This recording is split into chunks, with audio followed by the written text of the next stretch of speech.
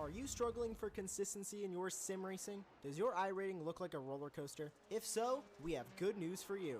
The way to get more consistent is to first understand what you're doing differently than the professionals. And VRS is the answer. With our competitive subscription, you will have the telemetry, setups, tutorials, and everything else you need to fully analyze your driving. Our data packs and the ability to compare your driving with the best in the world will show you exactly where to adjust your inputs, change your driving line, and shave seconds off of your lap times. And our powerful and precise Direct Force Pro wheelbase and precision pedals are being used by some of the world's best drivers. All these champions agree that VRS hardware is not just the best on the market, it's also priced well below the competition. So if you're looking to upgrade to direct drive and the best pedals in sim racing, VRS is your answer. If you want to get better, get faster, and make it happen sooner rather than later, you owe it to yourself to find out why so many people are switching to VRS. You'll be so glad that you did. Visit www.virtualracingschool.com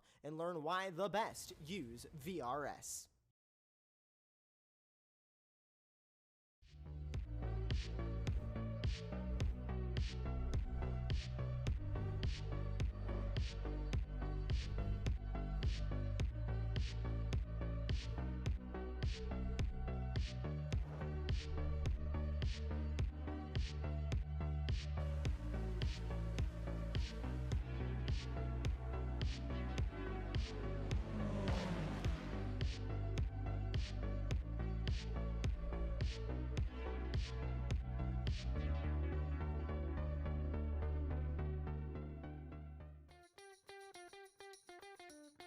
Hello and welcome to part 2 of Super Sunday here on Apex Racing TV. We had the Formula 4 earlier on from Spa. And what a race that was, and thanks to the beauty of sim racing, we could travel to the opposite side of the world to Oran Park Raceway here for the season finale of the SRS presented by Race Voice. I'm Tim Cox, got Lewis Wright in the virtual production trailer. Tom Dillon, you will hear from shortly. I'm desperate to get his insight on this one. But coming to this final round, let's have a quick look at the championship standings. And across the Spec 1, while Marco Pinero leads the way there. And he's just been unbreakable this season. Another dominant display from him. Jason Green lines in second and, well, looking comfortable for that. But Kane Lasky and Evandro Dantas, 1 point separates them coming into the final round. Overstreet wraps up the championship in Spec 1 in the Formula Fords, but can't make it here in the S1s or even into the top 3. She lies 5th, then it's Gardini, Gould, Lavini, Andalo, and Wood to round out your top 10. Across in Spec 2 now. Well, this has been tight all season long. Alan McCain leading the way there for Team Bushring on 591, 60 points ahead nearly. Philip Berry, Ken Batley is third, but only by 3 points. It's that third place, yes, again, that's close, ahead of Josh Justice. Gibson is 5th, then it's Woodcock, Jackson, Viglini, Montgomery, and Vogler to round out your top 10. Across into Masters. Now, this season, this has been so topsy-turvy. Arguably, pound for pound, the best of the 3 championships in terms of competitiveness. As Yogmani, who leads the way, but only just. No dominant display in Masters. He's only 4 points ahead of Tom Gradwell, who in turn is only 15 points ahead of Jim Brewster, who's looking to make it to top 3 finishes in the championship in Masters between the Formula Fords and the SRS. He's doing points. So he's only not a bit of a decent margin ahead of Brad Cathcart. A Teddy Race 5th. Then it's Mitchell, Nunez, Longin, Bradshaw, and Warbolts to round out your top 10. Now, Tom, thanks to the magic of sim racing, we can go racing this track even though it doesn't exist anymore and hasn't existed for 13 years now.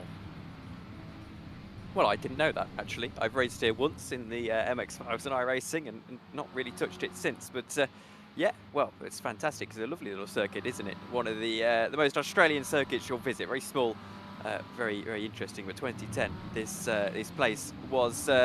closed. I don't know whether it's been demolished or what it is up to now. Yes, it's now a housing estate. Oh, right, lovely. So I can inform you. Wonder if the road is still on the way, the layout is still the racetrack or whatever. But anyway, yes, that's it's a sad sight to see, but I'm quite fond of this place, and it's a good place to finish our season off. It certainly is indeed. I mean, like you're saying, yeah, quintessentially Australian. just missing a barbecue at the side of the track, really, isn't it? And, well, we've got qualifying well underway, as always. The usual 20-minute affair, 13 minutes complete of that. That's on. It's a bit tricky around this circuit, isn't it? It's tight, narrow, old school national circuit, but also there's not a lot of places you can overtake around here either. No, absolutely not. I mean, turn 1 is a good bet around here. You have to get the run out of that final corner. Obviously, these cars drive reasonably similar, or you have to race them reasonably similar to how you would race an MX-5, which means that, of course, you want to be getting that slipstream out of the final corner. You want to be getting the run out of the final corner, and you don't want to be doing what Phil Berry has just done, which is going around. It's the double apex left-hander. 13 minutes gone in the session, 6 to go once we tick over into the 15th minute of this qualifying. And right now, it's Dudu Castro who is on pole position. I think, given you know, the nature of this track, that pole position is going to be quite important. I really do want to see Dudu Castro get a victory here today, because he's been so close for the last couple of weeks, and you know, your heart just goes out to him.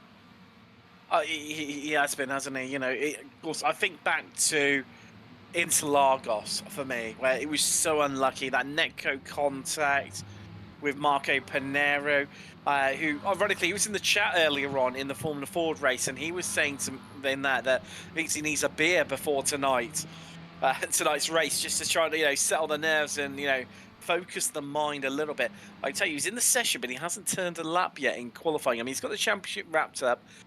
That's the first challenge. We nearly had it earlier on in the form of Tim Hendrickson, who just came last to second was what he managed at Spa. A scintillating performance. It was all down to fuel strat from the guy who's currently joining Castro on the front row at the moment, Jason Green. So, can he do it tonight? This is one tough track to try and attempt something like that. And there's so many blind corners and adverse camber corners. I don't know, it's a weird circuit, isn't it? It is, and that final corner as well is especially tricky. Pit entry is something that the drivers are going to have to get used to today as well. That's a frustrating corner to try and get right. But actually the rest of it is a reasonably flowing racetrack that you can find yourself having a good amount of fun on. And particularly here as we go up into Sector 3, you'll see just how Ray Oliver is having to throw this car around. All of these flowing corners not making for great overtaking opportunities. Then here, not a lot of margin for error on that inside line. Have to run the car right out up to the outside line on exit of that final corner, turn 12 of this regular layout. Ray Oliver is going to stay in 5th position with just 4 minutes to go. But also, as we mentioned, a short track will mean that we actually get quite a lot of laps in today. Yes, 1 minute and 11 seconds is all time. Well, 11.59 to be precise, which Castro has just set on his last tour. Well, that's flying tour. He's just currently on an out lap, starting his first flying lap after he's popped in new tyres, topped up the fuel tanks. And his fellow countryman Evandro Dantas just tucked up right behind him. Those two trying to work together. But I mean, you talk about that short nature, Tom. It's great because you get lots of laps in. But as usual, big grids here in Weekend Warriors. That doesn't help the situation, because no matter where you go, there's always traffic. Always traffic, and especially as we get into the latter stages of this race, start to see traffic being a factor, especially if Dudu Castro is going to have a battle on. I think Jason Green, if it stays as it is, Dudu on a lap at the moment, as is Jason Green actually, but I think they will be wanting to fly away together here, and traffic could potentially make those later battles very interesting. Car off on driver's right. There was also a car off on driver's left for a moment there. We'll see if this lap is better for Dudu Castro. 1:11.5 is the time that he set as the benchmark for everyone currently. Looks tidy out of that final corner, right up to the wall on the right-hand side. As he comes across the line, it may be an improvement. Crosses the line though, and I don't think there has been an improvement. No, there hasn't. And I think maybe trying to give Dantas a little bit of a tow around, as they seem to be very synchronised, in which where they both pulled over and then just, you know, heading straight back to the pits to go again. I think a little bit of working together there. I'd like to see it from the fellow countrymen. Currently first and fourth, respectively, for those two. Two Americans sandwiched in between them in the form of Green and Overstreet. Interesting to see how Ray Oliver goes on. Narrowly missed out on the podium earlier on in the Formula Fords at Spa. John Tussing, another new name to the league. And, well, currently in 31st. That's nothing to be ashamed of whatsoever. Pretty much similar pace to the rest of the midfield. I mean, I'm just looking for the timing sheets. 2 tenths gets you from 5th place Ray Oliver to Simon Mayer in 12th. And then 1 tenth further beyond that takes you all the way down to 16th. Another 10th on top of that, and you're down to 20th. So 4 tenths covering 15 places or more. Yeah, it's always very close here in the SRF Weekend Warriors, and today absolutely no different. Interestingly here, Dudu Castro is going to get another lap in. We've got a minute to go in this session. He's just come out of the pits, as has Jason Green. Megan Overstreet, perhaps a tip for pole position down in third. She is on a lap at the moment. May get one more in after this current lap as well. Dudu Castro has just started his. 3 tenths, 4 tenths of an improvement required for Megan Overstreet. I mean, it's a tall order. Dudu Castro in traffic though, so I don't think this is going to be particularly a fast lap for him. Though, is that Dantas behind him again? Are they orchestrating something here? Your eyes are not deceiving you, Tom Dillon. I'm certain there's a little bit of tomfoolery going on here, a little bit of helping out one another. So they cross the bridge. Of course, figure of 8 layout like Suzuka. Heading down, and this part where it gets really, really tricky for me, Tom, because this next corner here, it tightens up on exit, and then you've got this chicane where you just have to kind of point the car in and launch it across the curves. You can't see where you're going, and just you have to have most confidence with the car, your own ability, and know what the track is doing, and around you go. That's such a bizarre spin for Evandro Dantas. It felt like he was losing the car all the way through that corner, and then it was only at the exit of the corner they actually lost it. I like the way you say that was bizarre, because due to my low ability, that's quite often what I do in that corner with these cars. I've tried it before, Tom, so thank you for that. It is bizarre. It's nothing to do with my shoddy ability. Evandro Dantas, yes, that will definitely be something bizarre, because he's definitely a lot faster. Has a lot more ability than myself. But this checker flag is out. It's been out for 54 seconds. We've been chatting away. Didn't even spot that one. Drivers coming across the line with their final times. Usual story. No, mate. I don't know about you, Tom. I can't really see any improvements going on out there. It's just the norm it tends to be. Everyone tends to peak quite early. Yeah, and I think it's simply a case of, we've got 31 drivers who have set our lap time in this session. So, with the vast majority of them out on the circuit on that final lap, there's so many people in traffic that actually finding an improvement is quite tricky. And if you're running for many laps in a session, the chances of your final lap being the one that is the fastest isn't particularly high. I also find that perhaps the track evolution in iRacing isn't maybe as emphasized as in other sims. I hear another R factor's better than iRacing vibe coming in there, Tom. I know that's your sim. R Factor 2's track evolution is also not as pronounced as the sims. I was just, it's just a passing comment here. Lovely deflection there, my friend. Lovely deflection. Let's take you through the grid for the final time this season. Dudu Castro on pole with Jason Green. There's another All-American and Brazilian second row behind the front row in the form of Overstreet and Dantas. Then we've got Ray Oliver and Fabio Scali. A good qualifying for the Italian there, up in 6th, third row of the grid. Claudio Gardini, the Swiss driver, he's had a strong qualifying to come 7th, alongside the Mexican Dan Wood. Flavio Darlo and Simon Mayer going to round out your top 10, and row 5 for the grid, Tom. Oh, row 6 is all Masters. It's actually the first of the Masters, Kurt Nunez and Chris Murakami. and Tom Gredwell and Andrea Favini make up row 7 with Luca Leone and Kenneth Bately behind them. Philip Berry and Brad Cathcart 17th and 18th. Adam Bradshaw and Trenton Kramer, your top 20. We've got Stephen Mitchell and Ian Gibson making up row 11. Row 12, Charlie Ficarro and Jim Brewster, the All-American Masters row. There's Paul Jackson next to Gary Warbolt. Row 14 is your leader in the Spec 2 Championship, Alan McCain. He's well down by his own standards in 27th. 1.5 seconds off the pace, but he's lining up next to Jeff Wibker. With Jeff Fritcher and Charlie Spink rounding out your top 30.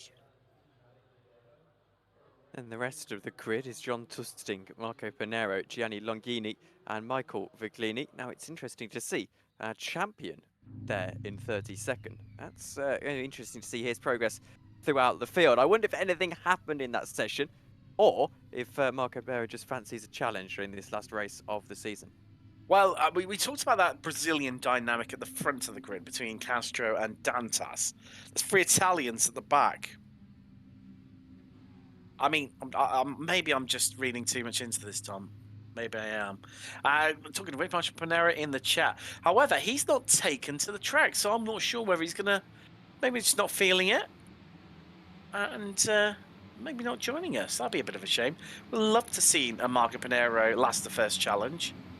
If you're still with us, Oh, Marco, I've just seen him in the chat saying he's not racing. Well, interestingly, we've only got 19 cars on track from what I can see, Tim. No, we're okay. I think that's just a camera angle you've seen there, mate. I think, Dantas pulling out wide to make this 3 wide. The run to the line as we are green. We're racing for the final time this season. There you go. We talked about the coordination between himself and Castro, and I think that's what we've just witnessed there. But Dantas stuck on the outside. Overstreet covered it up. Green's going to have to slot in behind, or is he? It's still too wide through turn 1 proper. The mind games and the tactics from Dantas just didn't quite work on the run down to turn 1. There might have been a bit of an incident further back between Fritcher and Jackson, but everyone just making their way through right now. Mayer, he's on to a good start up a couple of places. Dan Woods dropped 2 from 8th through to 10th. Trenton Kramer ran well early on. He's up 3 places already into 17th. Your high position gainer as we come across the bridge for the first time this evening. Everyone playing it a little bit safe in this early stages. Everyone still in one line. There you go. One driver just heading through there. I think it was that Phil Berry with no bonnet. It is. It's Phil Berry with out of bonnet in the 888s. And we have got 34 cars on the circuit. I can tell you that now. It looked like an error on my timing screen more than anything. 25 on the timing screen on the left-hand side of your picture. But Phil Berry definitely going to be having a difficult time. I heard a crunch of carbon fibre in my ears then. I don't know if that anything happened there further back, but we'll have to wait and see. Megan Overstreet, is she gunning for the lead as we go down into turn 1? She looks to the inside line. There's a big Constantina between our top 2, but in the end, Dudu Castro is the one who stays on top and stays in the lead of this race. I said it in the qualifying session. I'll say it again. I so want this man to win. Wow, I think it's going to take a lot to move him from this top spot. We've seen so many battles between himself and Marco Panero all season long, Tom, haven't we? And with no Panero here today, who's just said in the chat that he doesn't like this track, so, you know, with the championship wrapped up, realistically, he didn't need to turn up today. And I think it's going to take a lot to shift Castro from that top spot here today. Just needs to play it safe, bring it home here, but he has some fierce competition behind him. Overstreet, Green, Dantas, they're no slouches either, are they? And to be fair, Tom, I'm looking down the timing sheet, and to get bigger than a second gap, you have to go all the way down. Well, actually, no, it's opened up a little bit now. It is 7th. It was originally 28th. As well, you can tell that this track is trough dependent on the start-finish straight, as everyone weaving and snaking down there, following one another. That's Overstreet. Oh, thought she'd lost it there, but that's Green through as they all drifted through, and there's been a contact. And who's that sneaking it through? Well, that's Ray Oliver. Says thank you very much. You leave a big gap there. I'm going to take the positions off all of you. Through he goes into second. Oh, there's contact behind as well. And that is going to add a spanner into the works. Dantas is down the inside, holds on to that 3rd spot. Oliver still keeping an eye on this scrap to see what he can pick up out of it. But the biggest loser out of all of that, it has to be said, is Megan Overstreet, second all the way to 5th. Dudu Castro, 3.1 seconds. In the context of an SRF race, Tim, I don't think 3.1 seconds is a particularly surmountable margin. No, we've seen it before, but we saw it earlier on the Formula Versus. There's Chris Murakami inventing a rallycross track here at Oran Park. Maybe trying to get some foundations for the housing estate that will be eventually built if we've headed back in time to be able to be on this track thanks to the sim. But just seeing Tusting there, trying to make his way past Charlie Spink, those two working from the back together up to places. But wow, have things calmed down? Do they ever really? Well, I think we've answered the main question there, really, haven't we?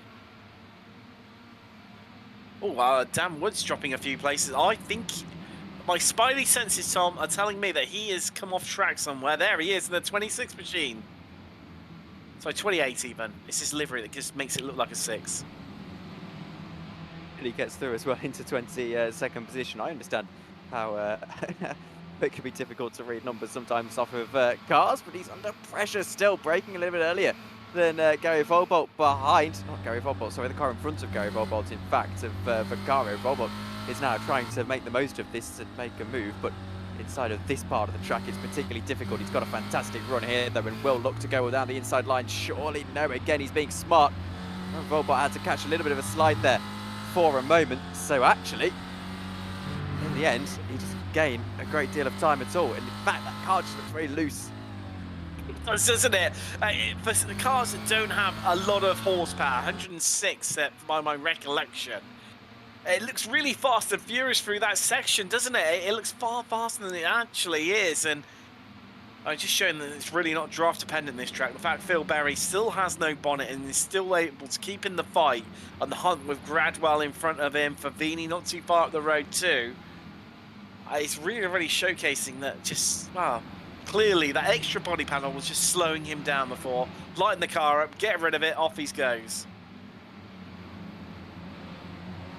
Yes, and you know, we see Kenneth Bately in 14th spots at the moment. He's got a little bit of pressure behind him. That's from Kramer. Kramer looking for that 13th spot, and of course the Spec 2 victory. Bately holding on to it for the time being. Of course, he's got the Gardini's off. Ahead of him with all. Gardini goes off. That's correct.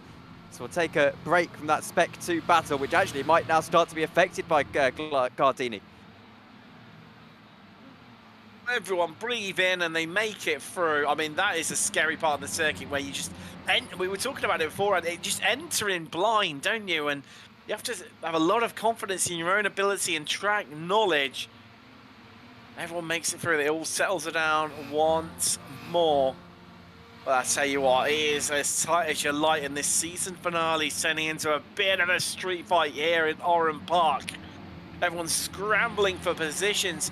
No massive amount of overtaking opportunities. There's 3 cars all involved in the background. It's Leone, Cathcart, and Walbolt potentially, Tom. This is another incident, just going to replay. This is Luca Leone down the inside line. I'm not too sure what happened here. Is he going to get overtaken, or is he going to get, spun around? He spins someone around, actually. I didn't see who it was that he spun around. However, Leone ends up a benefactor of all of that, going off into the distance. I think it might have been Brad Cathcart who he just spun there, Tom. Something's happened to Alan McCain. Oh, there's cars off left, right, and centre. I think it might be Charlie Vaccaro. Oh, that's a shame. Charlie was on an absolute cracker today, and something's happened to it. This is turning into an absolute war of attrition. I think maybe Castro might be the only driver with his car being completely and utterly straight. There's bent body panels left, right, and centre. This is what happened to our Spec 2 Championship leader. Well, I could see that gap disappearing. And it did in the blink of an eye. And I'm not too sure if that move was ever going to be on there. And does that have an effect on whether he walks away champion today, Tim, is my question. That's Ray Oliver. He was second. And he's now in 6th. He's clearly outbraked himself there. Oh. It's like they've all gone mad. It's like it's week 13. Yes, well, is what happened to Ray Oliver. I'll say the replay not popping up on my screen So here. that's you'll okay. have to- So that's right. He has outbraked himself. I managed to get it right. I mean, he had lost a couple of places already to Green and Dantas there before he arrived at that corner and did well to evade making contact with Overstreet. But, well, that's Oliver maybe out of the equation. On board with Kurt Nunes 10th. There's Favini in front of us with Mayer, then Andala, then Scarlett, and well, Oliver now ironically leading this train for the best of the rest of the peloton, if you like. But Castro, you know, you're willing him on, Tom. 3.5 seconds clear at the front of the field. Well, I thought we were going to have a big incident there. We weren't. We get away with it. Favini darting to the left there at the last moment like he was having a bit of an issue, but clearly not, just mind games, and we're all okay again. Dan Wood has come into the pit lane, and that's going to be frustrating for him as John Tusting goes around and someone joins the accident as well. So, well, that's very interesting. I think it was Brad Cathcart joining the accident there, and it was that 905 car just getting it a little bit wrong. Paul Jackson's off of the track on the left-hand side. That was just a brief excursion for the Brits, and he's back going again, all okay. And I think he's lost out a spot to Spink in 25th. Castro then. So that battle, 33.7 second lead. Tim, I said that it was pretty insurmountable. And as I stand by that, the nature of these cars makes it very, very difficult to gain lap time on someone. Nevertheless, 3.7 seconds. That's going to be probably an easy victory as it stands for Dudu Castro. But there's plenty of happenings behind, such as this battle. There is. Oh, I think there's been an incident ahead of us. We're about to crop off, and there's a lot of tyre smoke. I'm sure I've had the crunching of bodywork. Well, as we on board with Jim Brewster, and we head through turn one proper, there's nothing there. So maybe there wasn't. We've got away with it. A bit of banging doors, maybe, or is it? We're gonna find out now. So Gradwell there in the 909 machine in his home race. Oh, he touched the grass, and that's what the tyre smoke was from, and that's what the cloud was from, as he bottomed out the car on the curbing.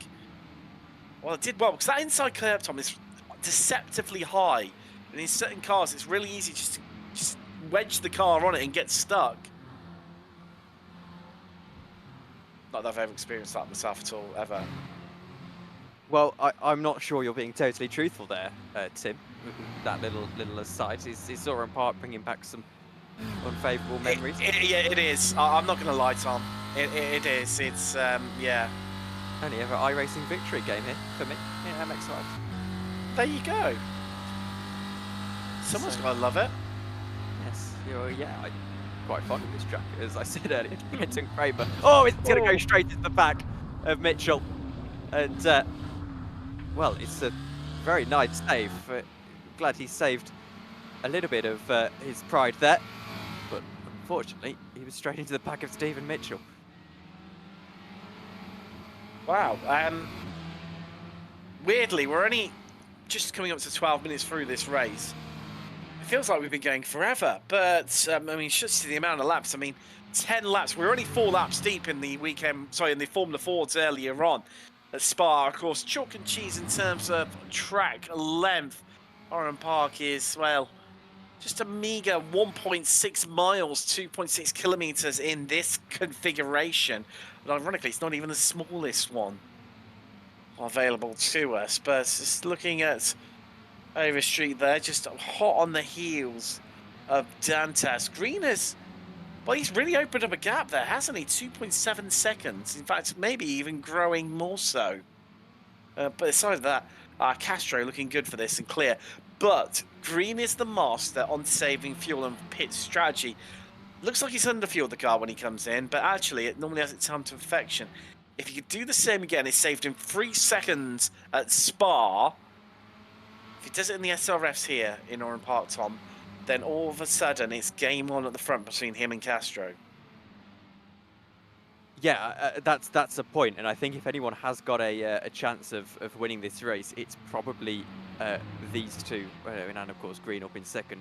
However, I think they've got more of a chance of doing so in the pit stops rather than anywhere else. Trenton Kramer is in battles again. Mitchell stays ahead of him. Kramer's on the inside line trying to get ahead of Bradshaw, which he does. We're hoping this time by, of course, that his attack off Stephen Mitchell is executed a little bit more cleanly than in the previous couple of laps or so. Gibson just ahead of them is going to find himself under pressure as well. Let's run on board with Jeff Richard. He's got a good view of everything going on just ahead of him, the 901, with a little bit of a lock-up. That might allow Fritsch to get a run out of the final corner. Here he goes, out of turn 12, up into turn 1. Oh, dearie me, that's the pit exit entry for you. Here it's Oran Park. That's forced the 901 to get out the throttle a little bit. Will allow Jeff Fritsch to have a look down the inside line, but he wants the slipstream. He wants to be able to lift and coast a little bit into the corner, as we see Mitchell is making contact again with Kramer. So that's certainly interesting. Fritsch, though, not in a particular rush to make this move. Interesting how Fritsch, like you say, just bump drafting.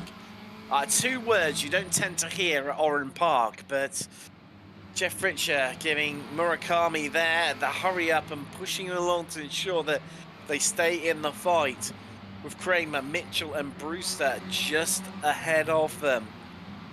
And right now, I can't work out who's the cork in the bottle. I mean, is it Brewster who leads this group, or is it actually everyone else just battling behind, and poor old Brewster up in front is just worried and half looking in his mirrors trying to work out what's going on behind him. Is he going to get dive bombed, or have sort of make contact with him and he loses places that way? I'm really not too sure. Can't work it out. Kramer into the pits, I would say. Yes, he is.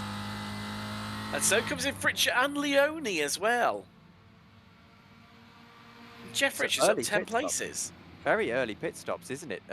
All things considered. Jim Brewster on the inside line. 917 looks to the outside line, but isn't quite going to be able to find him. In fact, finds himself under pressure here from Chris Murakami. So this is all-out warfare for the Masters podium, and obviously second place occupied in Spec 2 by Gibson at the moment. Overstreet looking for the overall podium. And, well, she's been on the back of Evandra Dantas for quite a few laps now, and I don't suspect it'll be too long before we find her making a move, perhaps here out of this final corner. Or does she, Tom? Does she elect just to sit behind Dantas here and play the fuel safe strat? As you said earlier, I think this one's going to be decided for a lot of the positions in the pits. So do you think maybe that she sits behind fuel saves this one and gets the jump on everyone? I just don't know. It's so complex. It's, you know, it's almost, it's not 3D, it's almost 4D. And my second question for you, Tim, here is Alan McCain and his championship chances. I've got the spreadsheet up in front of me, and I've also got the rules up in front of me. I can't figure out whether Phil Berry does enough for the championship here. I don't know if you've got any. Oh, do you know what? It's been so chaotic, Tom. I hadn't even contemplated that one. Now, they do have drop weeks, so, and this is where I'm not too sure, and I think that Alan McCain should be okay. I mean, remember, he had that third overall, didn't he? That was back at Fuji in round 6, so, I mean, that's gonna, and he's also, you know, the win at Hockenheim, Phillip Island, Lime Rock, you know, wins there too. A third at Red Bull all the way back at round 2, 2/3 at Interlagos and Charlotte. I think that he should be okay. I think, but then just based on podiums, Berry's only had a what? He won in Spec 2 to Red Bull Ring. Is on board with Mayer there, just heading on past Gardini. Berry had a second at Laguna, a win at Red Bull, a second at Phillip Island, a third at Fuji. I think that's it, really. So I think McCain's done enough. I think. Yeah, I'd agree. And obviously, if he hasn't taken a 0-pointer, then there is a potential that, in the weird way that drop rounds work, that he can actually gain points by finishing lower down today than his previous drop round. Because obviously he'll drop this round. However, It's going to be interesting. I do think McCain has done enough here, and I think, well, where is Phil Berry is the question. He's coming to the pits, so he's 20 seconds, so certainly McCain will have done enough now. I believe it's outside of our top 3. It's only 1 point difference in between the various positions, which means that in any case, I think McCain should have done enough anyway. And what makes it even harder for us, thank you, Stevie Ray, series organizer, is also incident points play a part in how many, you know, if you have a clean race. I don't think, having said that, I don't think actually anyone's going to have achieved a 0x race today. Looking at the amount of bodywork that's damaged out there and spins that people have had off tracks as well, I think that shouldn't play a factor. He says famous last words. I mean, it's just so mind-boggling. I mean, interesting for me though. I thought Castro would pull away from green as Overstreet. Well, that's a bit close for my comfort, Top Dylan. Way too close for my comfort and my nerves in my old age. Well, they were a little bit close together, weren't they? Overstreet will try and have another bite at the cherry here as they go down into turn 1. She gets the slipstream. Is she going to be able to make the move stick though? This time by, she's very, very fast with the benefit of that slipstream. Goes to the inside line, should make the move. Oh, squeezed by Dantas. Now, for my mind, Dantas did not give enough space there. Overstreet, if she hadn't have backed out of it, was going straight into the side of him. I mean, he was taking the racing line. Was she alongside enough? It was so close. It all happens so fast, doesn't it? I mean, if Dantas doesn't do that, he loses the place. We know how hard it is to overtake around here in equal terms. I mean, Dantas just feels like he is clinging on to this last podium place by his absolute fingertips, and Overstreet is just harassing and haranguing and making his life an absolute misery right now. Certainly for this first 20 minutes of the race, halfway stage, I've got to feel someone needs to buy Evandro Dantas a beer after this. I think he is going to really need one. Well, it's just a short track that we can find out if Overstreet can go for round 2 here once again. I have to say, I'm not a fan of the whole wheels out, back out thing. I think Overstreet was probably entitled to a little bit more space there. We'll see if she gets it this time by again. Dantas is turning in very, very early. That's another thing you've got to remember, that you do turn in very early for that turn 1. So genuine potential that he didn't see it. But I do think on that incident itself, if there was contact, barring the fact we don't have post-race penalties, you would be inclined to give the penalty, send it Dantas's way. But it's in the past now, and well, you can see that he is defending well otherwise from Megan Overstreet. Well, that kink on the run into, well, turn 1 proper Coca-Cola corner, it's called the sweeper, Tom. And Dantas is definitely sweeping across the front of Overstreet there to prevent her from trying to make any progress to get ahead of him this halfway stage of the race. When does everyone elect to pick? I mean, maybe that's the thing from Overstreet is, she pits about a bit earlier, but then she's going to get caught up in traffic maybe. But then those other drivers could be easier to pass. But then would Dantas do better if he didn't have Overstreet sat on his bumper constantly, making his life a misery? That's just in the foreground there, seeing Alan McCain getting a move done into the sweeper. Well, I think maybe Overstreet, after that moment, Tom, is just electing to sit behind, I think. You think that you sit in at this point in the race with 18 minutes to go, but obviously Overstreet not interested in doing such a thing. They are catching up to back market traffic. We said this is exactly what was going to happen, but as they start battling at the front of the field, suddenly you find back markers getting into play far more than they would around other circuits. And memory has totally gone from me. I completely forget where we were last week, but that track wasn't particularly harsh on the back market traffic, and I have totally lost where we were last week. It was a good race. Stetson on 200. Castro's in though from the lead. He is, and again, perhaps a little bit early for Dudu Castro, but he'll be happy with it. Alan McCain is doing the gentlemanly thing and pulling over to the side of the road to allow these guys through. Oliver's not out of this pack either just yet. He sits down in 5th position. And as Megan Overstreet starts to battle, as these guys will go on into the podium positions, at least provisionally, Overstreet still not able to find that move. Ray Oliver in with a fantastic chance of a podium hit. He is the highest placed Australian right now in 4th. I mean, technically 5th because Castro obviously came in from the lead. He's already off the Jackson out, taken on his field. There he is, heading out of pit lane.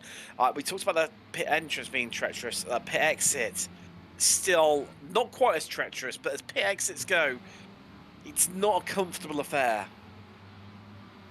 Certainly in my book anyway, Tom. He's made himself susceptible to the overcut, Castro. That is for certain, with how traffic-oriented this track is.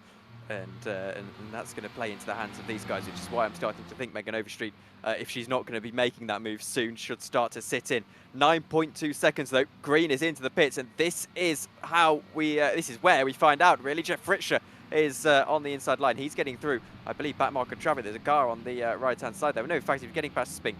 So there you go. He's up into 20th position. Oliver is into the pits as well. So now we've got a fantastic little battle of strategies going on. We have. I'm keeping an eye on the timing sheets for us, Tom, of where Oliver and Green are. This is where Castro is. So there we can see in live pictures, Castro just coming out of the final corner. Green still stationary. A shorter stop though, Tom. Stationary for a second less compared to Castro. We just see him swoop through into turn 1 there, so that's surely going to shrink the deficit. It was about 3.4 seconds roughly when they came in. Well, it's down to 2.1, 2.2. It could get interesting. It could get interesting. We'll see how it pans out. 2.2.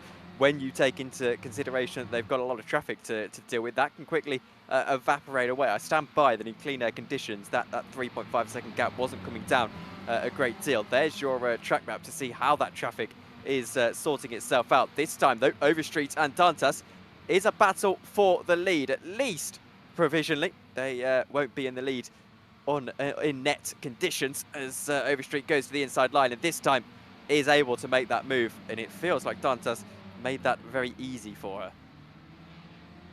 Maybe a bit of a realization, because obviously Oliver has pitted. He was catching up to the back of them at a rapid rate of knots. And Dantas maybe just thinking, right, okay, just let it go. Play it safely here. Let's, play the numbers game. Ensure we come out ahead and just of Oliver, and then just go for it towards the end of the race. But right now, Overstreet already 6 tenths ahead and feeling like she's pulling away from Dantas. It does actually, 6 tenths of a second in just a few corners. That's that's impressive for Megan Overstreet, who is clearly wanting this podium. There you go, 7 tenths. And there's another tenth gone, and maybe just really feeling like she's not feeling. I think it was showcasing that maybe she was just a bit held up behind Dantas, but. You see where they're just better in certain corners and weaker in others. There you go, see the sector information there. So sector 3 is Dantas' strongest, but everywhere else, well, sectors 4 and 5 are identical for the pair of them. But it was sector 1, obviously that was where the overtake was done. The same with sector 2, 3 tenths is where she pulled it out, Tom. And there you go, there's another tenth also gone. So it's 8 tenths now, that gap. And this would tell you that Megan Overstreet is going to be, well, really quite enjoying this the latter part of this first stint. I expect them into the pits within the next 5 minutes or so, and you can see Dantas is starting to hemorrhage time from Megan Overstreet. It's well, it's showing how good of a defensive job he was doing if she was this much faster than him. It really is showcasing. Look, there you go, another tenth in sector 3, Tom. 1.2 seconds to the gap already. Overstreet not hanging around whatsoever. 28 minutes can play in the season finale of the SRF Weekend Warriors presented by Race Voice here on Apex Racing TV. They go again, the pair of them. Oh, Dantas doesn't. Overstreet skimming the wall. There's no need to do that, Megan. Try and maybe do a bit of NASCAR, just getting the side draft off the wall there. Side draft off the wall? You can, it is possible. In a weird way, it creates like a little vacuum. I'm also, I mean, I could talk about it in terms of commentary terms. Doing it actually in sim racing, not a chance for me. I don't have enough ability, or well, I only have a single monitor as well. It just ends in death whenever I attempt it. But so let's have a bit of a shakedown of what's happened post pit stops. That gap is roughly between Castro and Green is maintained, Tom, at about 2 seconds, 2.1. So Green's still within the hunt in that one, but they do have Tom Gradwell in between them. There is Tom Gradwell just behind Castro. So we're okay on that one for now. Where is, so Dantas has come out quite a considerable distance ahead of Oliver. Now, Oliver was stationary for 17 seconds, so that's why. And there is Dantas, but... So Scarly in from second. Well, Overstreet pit, she's staying out for a very long time. Well, I mean, she was sat on the rear bumper. Let's not forget of Dantas for, what, I mean, a good 23 minutes, I'd say. It's got to have been somewhere around that sort of ballpark. So if she's fuel saved all that time, bar the overtake, I'm not particularly buying that alone can save you that much fuel, though, to be honest with you, Tim. She must have been doing other fuel-saving stuff throughout the course of the race, because she's got a lot more time in hand than the others, and it was about 13 seconds to catch up to our race leader of Dudu Castro. And by the looks of things, if we assume pit delta is around 25 seconds, she's actually a little bit closer to Dudu Castro than she was before. I'm assuming that pit delta, by the way, because, well, without having it directly in front of me, because of how little fuel she's going to have to put in for the last 9 minutes or so. I concur with you. On. This could be game on. I don't know if my maths is just poor or if it could actually be game on. I'm buying it, Tom. I'm definitely buying it. You can have my credit card details, mate, to buy it with. It sounds incredibly plausible. There's Kurt Nunes into pit road from the lead in Masters. There goes Castro in the wall. Skims it on the outside. That's how hard he's pushing. And look who's behind him. No car between them. It's Jason Green. And the gap, Tom? Well, 2 seconds dead. And Castro, from looking comfortable, is definitely not feeling it now. Yeah, he won't be feeling it. He needs to remember, though, that in these cars, 2 seconds is actually a pretty sizable gap. So he hasn't got too much time to hold on to it. So he'll be happy with that. It's not like he's being caught at a rate of knots, you know, on lap 5 of the race. So he can take a little bit of solace in that. I think he would back himself to be defending for a couple of laps. I think, again, their main concern is Megan Overstreet, who, well, has got a pretty large gap now. It's up and around 20 seconds. Close enough. But, Tom, I know you're a sports car fan like myself, and it's just going to be Overstreet in. Yes, it is. It's all about traffic management, and as we all know, I mean, us mostly from multi-class endurance, but if you can't get past that traffic easily, that 2 seconds gap, yes, it's healthy, regardless whether you're in a prototype or Ford Spec racer, certainly in one of these cars, but it can evaporate in the blink of an eye, and I think maybe, just maybe that's what Castro is thinking about. So there's him and Green. They're going to head on through. Overstreet is in the pits taking on the fuel. Probably about another 5 seconds left for her. Let's keep half an eye of when she gets going. So yes, 2 temps longer than Green, but 7 temps less than Castro. There she is. Where is Dantas? Oh, that doesn't really look like too much more than when she came into the pits. If anything, Dantas is now closer. She seemed to be in the box for a long time. You said slower stop than Green. That only by 2 temps, though. Yeah, so it's negligible. 5 laps more. So, well, I say 5 laps. Yes. I'm being slightly hyperbolic. I don't know exactly how much it was, but she did significantly more running on the track. So Eh, surely she had to put in less fuel. Nearly right, Tom. 6 laps was the difference. Well, even more then. Favini and Andalo are in. Mayer, I would imagine, coming in as well. Yes, there comes Simon Mayer. So, yeah, you're absolutely spot on. You know, for 6 laps extra, I mean, maybe Green just elected to come in early just to try and cover off Castro a little bit with his strategy and those kind of two trying to come out into a bit of traffic in a bit of space that maybe they had spotted. Just looking back from Gary Warbolt, that's Castro just behind us. And Warbolt lets him through very, very easily there. Sensible. Last knockings of the season. Don't want to get yourself banned for next year, but taking someone out, do you? At this stage, but Jason Green goes down the inside and is up through. So 2.1 seconds. I actually honestly thought Overstreet was going to be in with the chance of winning this race. Obviously, my maths end up being a little bit less accurate than we would have thought. She was in the pits longer than expected.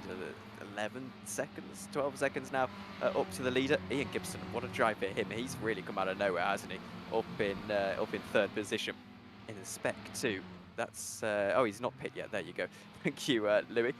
I wondered why he'd come out of nowhere. Ian Gibson's still on a pretty good drive. He'll come out in the top 10 and should win this Spec 2 race. However, we'll be happy to get a couple of laps under his belt in the podium. I have just seen that Fabio Scali has crashed. I don't know how accurate that is on my little events page here in the SDK live timing software, which you can check out in the description. Anyway. Let's find out, Tom. Because I clocked that one as well. And he'd also come off track. I'm wondering whether... Oh, wow, that's weird. He went to turn in, and then all of a sudden the car just... Well, it didn't even start to turn in. Didn't touch the grass. The car just snapped on him. And around he went. I wonder if that was under braking. If he locks up the rears for whatever reason. Good point. That's why we pay you the big bucks, Tom. Yes, big bucks is key word there. This is Megan Overstreet up in third position, 11 seconds to the leading pair, but Avandra Dantas just behind. Green has taken a couple of more attempts out of Castro, but I don't think it's well. I just don't know, Tom. 1.9 seconds the gap, but like I was saying, you know, previously, Castro catches a bit of traffic at the wrong moment. Let's have a little look at what he was going to come up to next. So the next guy's going to come up to is Luca Leone and Paul Jackson, who are in a bit of a battle right now. There's the delta. So Green has, well, I mean, pretty much near identical. You know, half a tenth within each sector, but Castro has been faster than Green, and Green then faster in sector 1, ebbing and flowing by incredibly slim margins. Basically nothing in it whatsoever, but it's that traffic. It's really worrying me right now. And Will Leone and Jackson, you can see just in the foreground, the shot there, play ball. I mean, they're seasoned weekend warriors. They know Castro incredibly well as well. They can see he's fighting for the victory. And let's face it, it doesn't matter whether it's a league where you've raced with the drivers for many a season or an official, you don't want to be the guy that took out the leader. I will say one thing though, that Dudu Castro can't be worrying about what he can't control. That is the first way in any sport to getting yourself into a bit of a pickle mentally. Just needs to take each bit of traffic as it comes, and if he uses it smartly as well, you forget traffic can also play into your advantage. We all like to be pessimistic when it comes to our personal chances of winning races, but if you do it smartly and you get a little bit of luck, it can be an advantage. For example, right now, putting cars in between himself and Jason Green, and not only not losing time while he does it, but also gaining time by doing it. Behind them though, while it was Overstreet, he was attacking Dantas. Oh, she's running deep, and well, the first half of the race, Dantas didn't break in terms of the mind games. Dantas does it to Overstreet, and wow, she cracks under pressure and falls off the podium. What can Dantas do now? He looks reinvigorated after his pit stop, Tom, I've got to say. This is how we did it. On the inside line, Overstreet outbroke herself, did she? Turns in. Oh, she got a wiggle in the middle of the corner.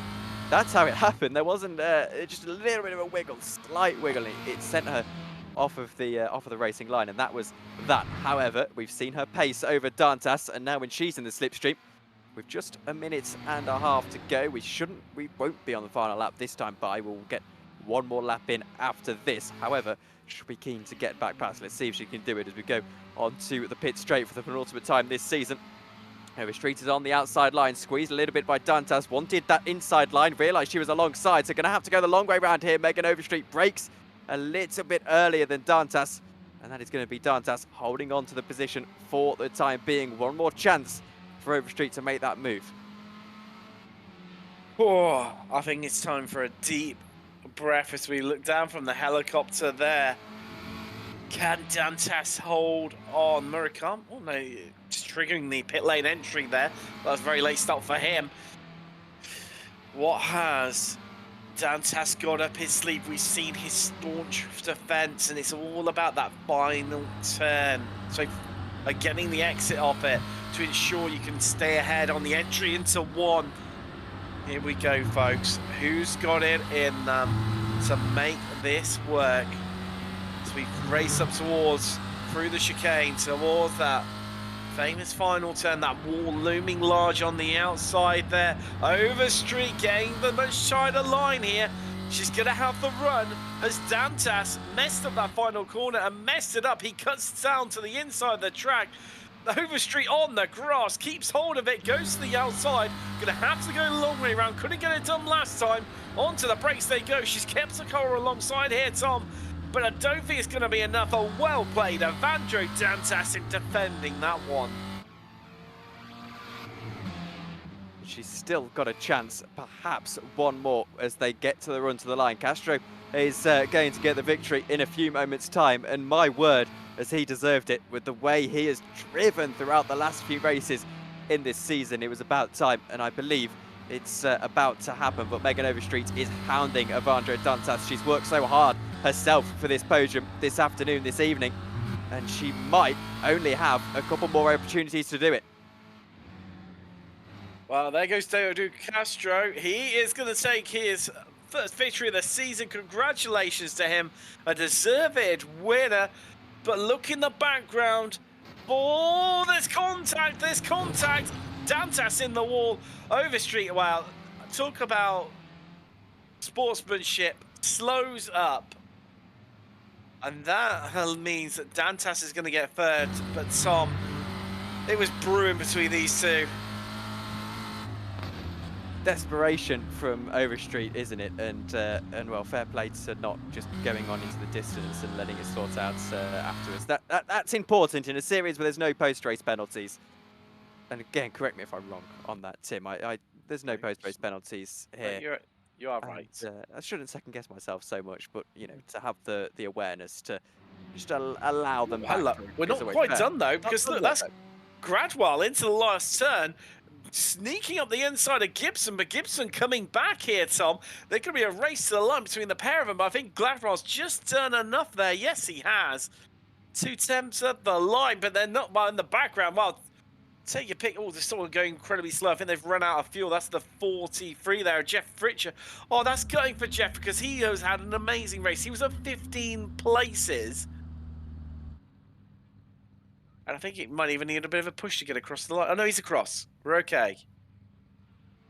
Well, We're safe. That's helpful in the end. John Tusting, rather, will be our last driver across the line. No, he won't. We can go to our race results. For those interested, by the way, I do believe that Alan McCain has won the championship. But here we go then, Tim. Castro taking the victory. Tom, you got your way. Jason Green second in the end because couldn't catch the Brazilian. Dantas mainly to get 2 Brazilians on the podium with Overstreet in the end having to self a fourth. She said just stewarding herself and allowing Dantas to take that 3rd place. Fabio Ndalo, look at that for a pattern for you and making it 3 Brazilians in the top 5. Favini 6, Scarlett 7th, Oliver in the end Well, just after the pit stops, far away finishes 8. Kurt Nunes, your winner in Masters. Dan Wood running out your top 10. Murakami and Gradwell running out the Masters podium 11 from 12, respectively. Ian Gibson winning Spec 2. I think that's got to be his first win. No, sorry, it's not. He went all the way back at Road Atlanta in Spec 2. So, second victory of the season. Then it's Brewster, McCain, second in class. Mitchell, Fritcher, Mayer. In 20th, we have Leone Jackson, all the way down 20th, but picks up the last podium place in Spec 2. Then Batley, Woodcock, Bolt, Tusting, Berry, the last car being 1 lap down. Then 2 laps down was Vaccaro, and then we got into the retirements.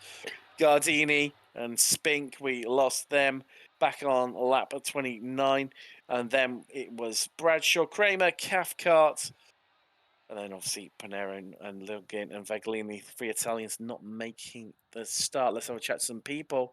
And Tom, I know you were desperate for him to win, so I think it's only fair you get to chat to Dudu Castro. Oh, Dudu Castro, it's been a long time coming. You've finished second so many times here this season. You've had perhaps results that haven't been indicative of the form you've been in, but finally you get the victory. It came in dominant style as well. Yeah, don't tell me about second place, please. It's something that makes me crazy. So, but I was talking to Marco right now, and I wish that he was racing with us here, but unfortunately he didn't want to. But win is always a win. So I think I had an easy start. I thought the race would be easier, but no, Jason was putting a lot of pressure. I was doing as hard as I could. And it was tough, man. The race was really tough for me. And towards the end there, you were being caught. You did well to manage the traffic and make sure that didn't really ever develop. Just how close was it there at the end? Did you feel it was always in control? No, what happened is before the pit, I saw a group of, I don't know, 6, 7 cars together. And Jason was about 3 seconds behind. And I know that Jason always is really good on the pits. And I decided, so I had a little margin. So I decided to do that undercut and see what happened. So pit earlier, and it worked. So then when I came back to the track, I caught like a clean track, pretty much. People was respecting the fastest car, so it was good. It was really good. And well, on to next season then. Are you planning on a return? Yeah, I will, for sure. For me, it's always tough to do the 12 races. I always have a trip in between. This season, I probably did about 6 or 7. Where half of it, I had an issue with Marco, and one I came in Charlotte like 200 miles per hour into the pits. The other one on the last lap in Spa-Francorchamps. So it's always fun to race with him. So I hope next season I can get a better luck on this. Well, thank you for joining us, Dudu. We'll speak to you soon. Yeah, thank you, sir. That was Dudu Castro, your overall race winner. Tim, I'll pass it over to you. Next up, we've got, our champion in Spec 2, Alan McCain, joins us. I mean, what a race for you. We'll pack that one for today. I mean, you were yo-yoing up and down the order. If in the thick of it, the perennial, if you didn't have any bad luck, then you wouldn't have had any luck whatsoever, as has normally been the case. But in the end, second in class. Very surprised. Really very, very surprised, considering I'm sitting here in a lot of agony. I could imagine it looked incredibly painful out for you there. Mentally, I'm sure physically as well. A few bits of contact, will snap it from you. I'm up at 11 places. Qualified just didn't seem to work out for you today. No, I just couldn't get it at all. I hurt my back last weekend, and then it's reoccurred this weekend. And I just thought to myself, I just have to get on with it. Go out and get as what points I can to see if we can keep in front of Philip. And in the end, well, it worked for you. The champion in Spec too. I mean, wow. I mean, you could have hoped for a much better season. I know it's been an emotional roller coaster for you, but even so, I mean, wow, what a season! Yeah, I'm happy. As I've achieved what I wanted to achieve, which is the main thing. So on to bigger and better things next season into the pros. We'll see how we do there. Well, I mean, you achieved a third overall in Fuji. Got to be the highlight of the season, certainly for myself when it comes to you. I mean, surely it's got to be yours as well. Oh, without a doubt, without a doubt. See, my all-time, not just this season, my all-time finish in the league. Yes, yeah, it's your highest ever, isn't it? I mean, well, hopefully next season we can see you back up on the podium places. Congratulations, Alan McCain, your Spec 2 champion. Tom, anyone you managed to grab for a chat? Well, I think we're going to drag in Jason Green. Jason, welcome to the box. Looked like you were the chance at stages of that race, but falling short in the end. Yeah, it was a if it weren't for the lap 3 mistake that I had when going past Megan, it probably would have had a chance. But yeah, just after that, just pushing as hard as I could and just keep the pressure on Dudu. Hopefully hope he made a mistake, but unfortunately he was perfect the rest of the race. So yeah, but it was a lot of fun. Was there a sense towards the end there where you were catching in that final stint? I mean, we knew how much of a margin that 3.5 seconds was. You know, a little bit less as you came out the pits, but you know, was there a sense that this thing I can win this thing, or were you just sort of hanging on in there to hold on to the podium? Oh no, for sure. I definitely thought I could get to him. At one point, I think the gap got down to 1.8. I was really feeling it then, but then I got unlucky with the lap traffic. That cost me a bunch of time, so it was kind of over after that. But yeah, still kept on the pressure to try to force a mistake. And well, on to next season. What are your ambitions? It's kind of I would always say I want to improve, but it's kind of hard when Marco's in the league. So yeah, just try to take the fights, maybe get some more wins. But yeah, we'll see. Well, cheers for joining us, Jason, and we'll speak to you soon. Yep, thanks, Scott. And well, Tim, you've managed to grab a chat with Ian Gibson.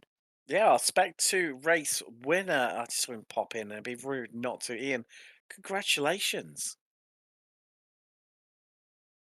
There we go. He's clearly rendered Ecstatic. speechless Oh, at no. his achievements. Oh, no, there he is. No, there we go. I'll get close. Oh, Ecstatic with the victory. yes. He can't even keep his microphone under control. No, clearly can't. We'll come back to Ian quickly. I'll tell you what, we'll have a who has we got sat there. We'll what we'll do is we'll have a quick chat to one of our masters driver. Let's do Tom Gradwell. Tom Gradwell, welcome along podium in Masters, your home race. I mean, yeah, I mean, no one the drivers caught up in the melee of action in the midfield. I was keeping out of trouble after I got a 4X before the green flag flew. I was playing it very conservative, just tootling along with Ian Gibson, minding our own business. Well, I mean, like you say, you two finished obviously, yourself just in front of them. Was that just purely just even before you got the 4X, before you had took the green flag? Was that just your strategy here today? Oh yeah, I just popped my back out yesterday morning, so I was full of anti-inflammatories and yeah, wondering whether I should be racing at all. You've clearly been talking to Alan McCain, Tom. He also has been complaining of back issues about the course of this race. Almost identical. Yep. No, it must be contagious. I clearly, yeah, a bit of a trait, but well, Tom, we'll let you go off and enjoy your Monday as it is for yourself. I know it's very early. You get up to do these races, and well, surely definitely worth it. Podium here today, Tom Gradwell. Congratulations to Thank you. you. Cheers. And well, I was just looking at the time, Tom. I think that's all we've got time for here today. Well into overtime. I'll allow you to give some closing thoughts on your first season of the Weekend Warriors. I did pre-warn you coming into this that things got a little bit leery and a bit mad. And well, what do you think after doing this season? I've thoroughly enjoyed it. I think this is a fantastic league. They've got something really nice going on here, and hopefully I'll be back next season. Not too sure what our plans are going to be on that side with Apex Racing TV. But if I am back next season and not put on another league, then I'll do it gladly. Oh, definitely. I can think his thoughts completely. Well, thank you very much for joining us. We kick things off from Spa. We're rounding things out from Oran Park. And well, 2 cracking races to close out the season in the Weekend Warriors. Congratulations to all our drivers. Thank you very much for joining us. I've been Tim Cox with Tom Dillon and Lucy Ryan. And we'll see you in a few weeks' time when the next season kicks off of the Weekend Warriors. Good night.